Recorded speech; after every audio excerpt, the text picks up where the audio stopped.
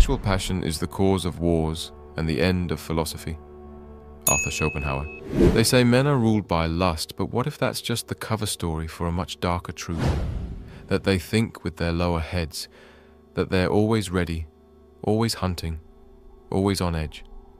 But Schopenhauer saw through this illusion centuries ago. He didn't see male desire as weakness. He saw it as a trap laid by nature itself, a manipulation of the will to life, using beauty and reproduction as bait to keep men enslaved to their instincts. And what if I told you men aren't as horny as they've been told? What if they're simply overstimulated, cornered, provoked into a constant tension by women who've turned exposure into a performance? You say men are dogs, but no one asks who keeps throwing them the bone. Schopenhauer warned us, what is beautiful is not what is good, but what is useful to the will. The modern woman has understood this, perhaps not consciously, but tactically. She has learned that the male gaze is currency, and she has learned how to spend it. This isn't empowerment. This isn't freedom. It's strategic exhibitionism, dressed in the language of liberation. If my nipples want to be the center of attention, who am I to stop them? That's not confidence. That's desperation masquerading as pride. That's validation addiction wearing a feminist mask. Femininity used to be sacred. Now it's a product, packaged, marketed, sold on feeds, explored in angles, optimized for reach. The mystery? Gone. The allure? Replaced by algorithm. The body became the brand. And the soul? Forgotten. Schopenhauer would call it exactly what it is, a bait for the will to continue itself. Not love, not meaning, not truth. Every tight dress, every deliberate thirst trap, every stage pose is not random. It is not innocent. It is a calculated intrusion on male peace, not an attack on morality, but on intimacy. It erodes the last flicker of instinct in a man to feel something real. And here's what they won't tell you. Women know exactly what they're doing. They may not say it out loud, but they know the power of flesh. They know the rules of this game because they designed it. Men, meanwhile, are being told to be kind, vulnerable, compassionate, accountable, soft. But while they try to suppress the beast, they're being hunted by it. Schopenhauer said, "The sexual impulse is the strongest of human passions and the most cunning. So when a man walks through a world of swinging hips, flashing skin, and curated seduction, and he's expected to carry the restraint of a monk with the hunger of a wolf, it's not discipline they're asking of him, it's delusion. And when he stumbles, they call him the problem. But who set the rules? Who built the maze? Women today don't want to be understood. They want to be worshipped, not loved, but followed, adored, liked, shared. What do you bring to the table?" she asks, revealing her cleavage like its currency. "I am the table," she says. "No, you're not the table. You're the show on the table. And there are a million more just like you, each screaming into the void. Pick me, validate me, break for me." And when no man invests, when no one stays, she says, "Men fear strong women." Number we don't. We fear emptiness. We fear being lured by a fantasy only to find there's nothing behind it. And that is what modern femininity has become. A parade of illusions, performed with the confidence of queens, but the insecurity of orphans. You have robbed men of their right to pause, to breathe, to even know if what they feel is real desire or engineered arousal. Is he drawn to you, or just ambushed by your anatomy? Does he want you, or is he just trying to survive the algorithm you've turned your body into? There's no room left for imagination, no space for restraint. And then you demand emotional intimacy from a man who's been in a war with his instincts since breakfast. Schopenhauer wrote that the will deceives us, pushing us into desire only to abandon us in suffering. You have turned that cycle into your weapon. You keep men hard and then ask why they're not soft. You bait the beast and then blame him for howling. You provoke and then shame. You lure and then punish. You treat his biology like a chess piece, and when he loses, you call it proof of his inferiority. But it was you who rigged the game. And now you offer the same pose, the same lips, the same filter, and expect to be treated like something sacred. You want loyalty, but you mock it. You want connection, but sell your visibility to the highest bidder. You want depth, but flash your skin like a signpost and wonder why men stop at the surface. Men aren't running from you.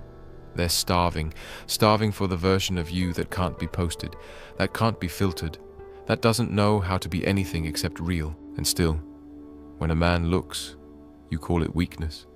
When he touches, you call it assault. When he walks away, you call it immaturity. But what was he supposed to do with your performance? He saw the game, he saw the pattern, and he chose silence over shame.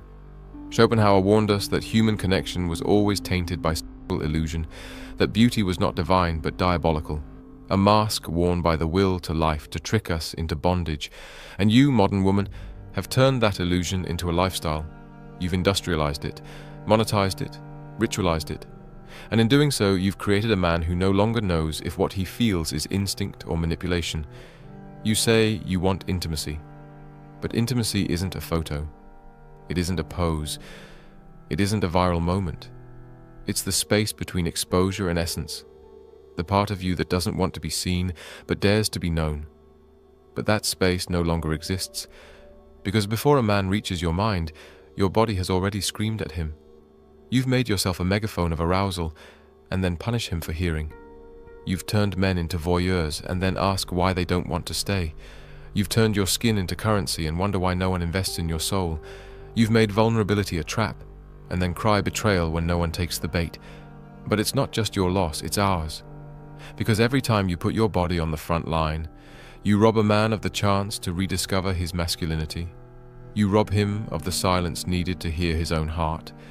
You rob him of the sacred space in which love, not lust, could grow. Not love of curves, but love of character. Not attraction to skin, but connection to soul. But you never gave him the chance to see it, because your performance was louder than your presence. Your seduction louder than your sincerity. And now you ask why men no longer stay, why they ghost, why they disconnect. You've made yourself the answer to a question men never got the peace to ask, and then blamed them for not knowing what they want. But how could they, when every signal is scrambled, when every instinct is hijacked, when every feeling is assaulted by performance? Schopenhauer said that the will uses illusion to propagate suffering, and now we live in a culture where every swipe, every scroll, every woman posing in a mirror is another flash of that same illusion. Men don't hate women. Men are disoriented by women, because women have stopped revealing who they are and started projecting who they want to be seen as. You offer a fantasy and then demand to be treated like a future. You show a costume and expect to be treated like a queen. But you cannot play both victim and vixen. You cannot bait a man's biology and then shame his response. You cannot cry for commitment while dancing in chaos. And yet you ask again, why are men broken? Why don't they open up? Why don't they trust? It's because every time they do, you turn their truth into a weapon. Every tear becomes a tool. Every vulnerability becomes leverage. And they've learned. Quietly, slowly, painfully.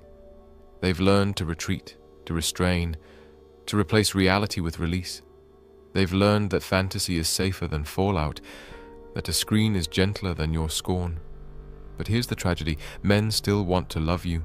They still want to protect you. They still want to rise for something real. But you've left no space for that, because you don't want a protector. You want an audience. You want applause.